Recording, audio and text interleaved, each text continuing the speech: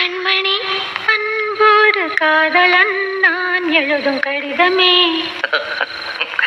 பாட்டாவே படிச்சிட்டியா? அப்ப நானும் முதல்ல கண்மணி சொன்னேன்ல, இங்க பொன்மணி போட்டுக்க. பொன்மணி, உன் வீட்டுல சௌக்கியமா? நான் இங்க சௌக்கியம். பொன்மணி, உன் வீட்டில் சௌக்கியமா? நான் இங்கு சௌக்கியமே. உன்னை நினைச்சு பார்க்கும்போது கவிதை மனசுல அருவி மாதிரி கொட்டுது.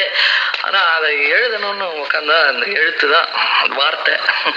உன்னை எண்ணி பார்க்கையில் கவிதை கொட்டுது, அதான் அதை எழுத நினைக்கையில் வார்த்தை முட்டுது. அதேதான் பிரமாதம். கவிதை கவிதை படி. கண்மணி